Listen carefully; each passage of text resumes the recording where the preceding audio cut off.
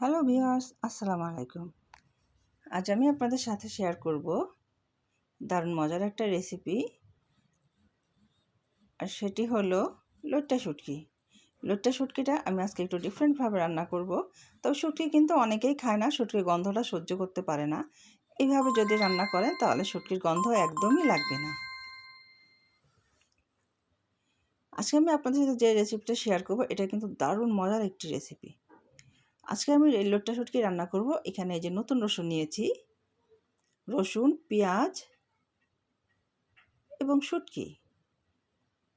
লইট্টা শুটকি ভুনা করব।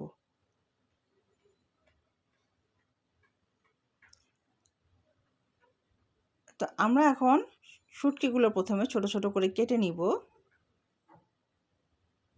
তারপর যেটা করতে হবে, আমরা যেভাবে শুটকিটা রান্না করব অনেকে কিন্তু এইভাবে করে না, যার দরুন যখন শুটকি রান্না করে তখন প্রচণ্ড রকম গন্ধ থাকে। আর আমি যেভাবে শুটকি রান্না করব এভাবে যদি রান্না করেন তাহলে গন্ধটা একদমই থাকবে না। যে কেউ কিন্তু খেতে পারবে, যে কিনা কোনোদিনও শুটকি খায়নি তারাও খেতে পারবে। তা আমরা শুটকিগুলো ছোট ছোট করে কেটে নিয়ে তারপর আমরা ভেজে নিব। চুলায় একটি প্যান বসিয়েছি, প্যানে আমি সামান্য তেল দিয়েছি, তেল দিয়ে শুটকিগুলো ভেজে নিব। অনেকে কিন্তু শুটকি ভাজে না, কাঁচা শুটকিটাই রান্না করে। আর কাঁচা শুটকি রান্না করলে কিন্তু গন্ধ অবশ্যই থাকবে। আমরা শুটকিটা খুব সামান্য একটু তেল দিয়ে ভেজে নিচ্ছি এবং মোটামুটি ভালো করেই ভেজে নিব, একটু লাল লাল করে ভেজে নিব। আর এভাবে যদি আপনারা ভেজে নেন তাহলে একদমই গন্ধ থাকবে না। তো আমাদের ভাজা হয়ে যাওয়ার পর আমরা যেটা করব সেটা হচ্ছে আমরা শুটকিটা গরম পানি দিয়ে ভিজিয়ে রাখবো। আমরা কিন্তু অনেকটা সময় নিয়ে ভেজেছি। এখন আমরা পানি দিয়ে দিলাম। এটা কিন্তু গরম পানি, গরম পানিতে আমরা শুটকিটা অনেকটা সময় ভিজিয়ে রাখবো। ভিজিয়ে রাখার পর আমরা শুটকিগুলো ধুয়ে নিব। তারপর এখানে হচ্ছে আমরা পেঁয়াজ কেটে নিয়েছি, আর এখানে রসুন। আমরা পেঁয়াজ এবং রসুনের পরিমাণটা কিন্তু অনেক বেশি দিয়েছি, মানে কোনো রকম সবজি না দিয়ে আমরা এই পেঁয়াজ রসুন দিয়েই শুটকিটা রান্না করব। খেতে কিন্তু দারুণ লাগে।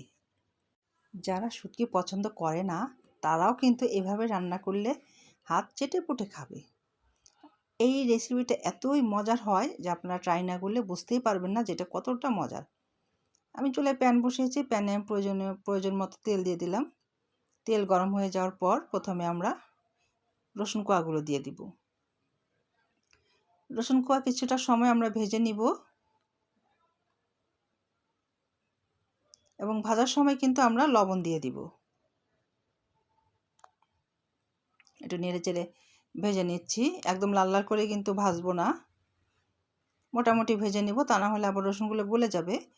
এরপর হচ্ছে আমরা পেঁয়াজ দিয়ে দিলাম।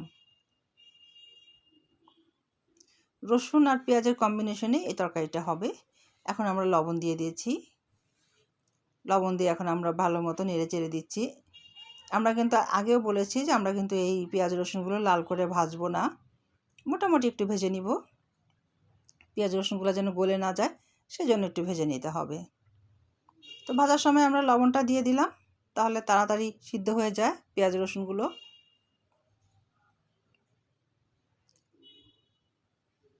কিছুটা সময় নিয়ে আমরা পেঁয়াজ রসুন ভেজে নিয়েছি।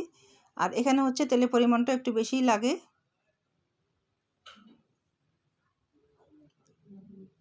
পেঁয়াজ রসুন আমাদের ভাজা হয়ে গেছে। পেঁয়াজ রসুন ভাজার পর আমরা এক এক করে মশলাগুলো দিয়ে দিব।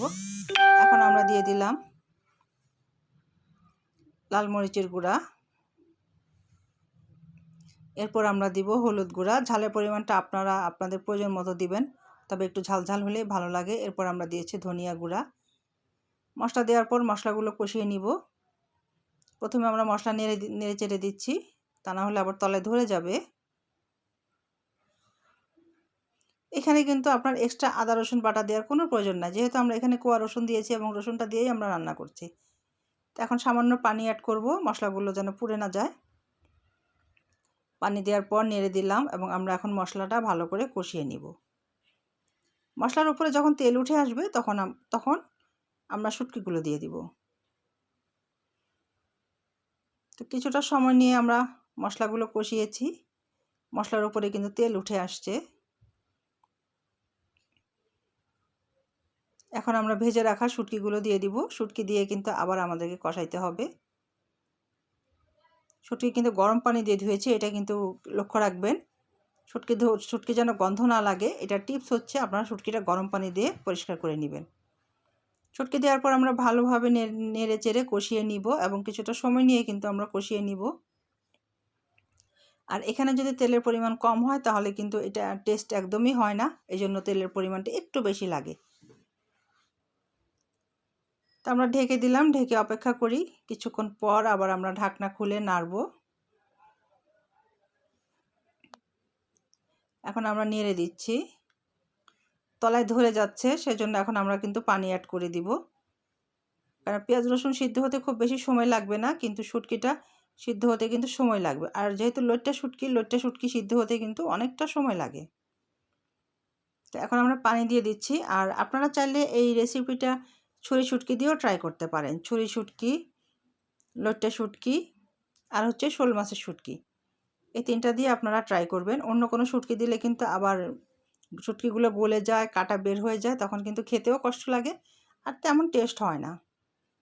তো চেষ্টা করবেন এই তিনটা শুটকি দিয়ে এই রান্নাটা করতে।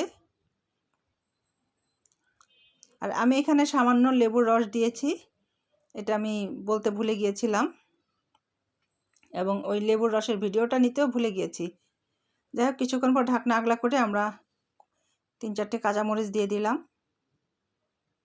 আর শুটকির সাথে এই আস্ত কাঁচামরিচ কিন্তু দারুণ লাগে খেতে। আবার ঢেকে দিয়েছিলাম, কিছুক্ষণ পর আমরা ঢাকনা আগলা করলাম, আমাদের পানিটাও কিন্তু শুকিয়ে গেছে। এখন উপরে তেল ভেসে উঠছে। এখন আমরা আবার সামান্য নাড়াচাড়া দিয়ে তারপর কিন্তু আমরা চুলা বন্ধ করে দিব। এখন এখানে কিন্তু পানি নাই, শুধু তেল আর মশলা, এবং তেল আর মশলার উপরেই কিন্তু এই রান্নাটা কমপ্লিট হবে। আমাদের রান্নাটা কমপ্লিট। এখন আমরা একটা সার্ভিং ডিশে উঠিয়ে নিচ্ছি। কালারটা কিন্তু দারুণ এসেছে এবং খেতেও কিন্তু অসাধারণ। আপনারা দেখেই বুঝতে পারছেন যে এটা কতটা টেস্টি হবে। তেলগুলো উপরে ভেসে উঠছে, আস্ত রসুনগুলো দেখা যাচ্ছে। আস্ত রসুন বলতে কুয়া রসুনগুলো, রসুনের কুয়াগুলো দেখতে সুন্দর লাগছে। শুটকিটাও দারুণভাবে সিদ্ধ হয়েছে এবং খেতে এত মজার হয়েছে যা কিনা আপনারা টেস্ট না করলে বুঝতে পারবেন না। আশা করি আমার এই রেসিপিটা ভালো লেগেছে। ভালো লেগে থাকলে অবশ্যই লাইক, কমেন্ট অ্যান্ড শেয়ার করে দিবেন। আর কমেন্টে জানাবেন আমার এই রেসিপিটা আপনাদের কাছে কেমন লেগেছে। আমার পেজটি ফলো দিয়ে সঙ্গেই থাকবেন, ইউটিউব চ্যানেলটি সাবস্ক্রাইব করে দিবেন। নতুন নতুন আপডেট পেতে সঙ্গেই থাকুন।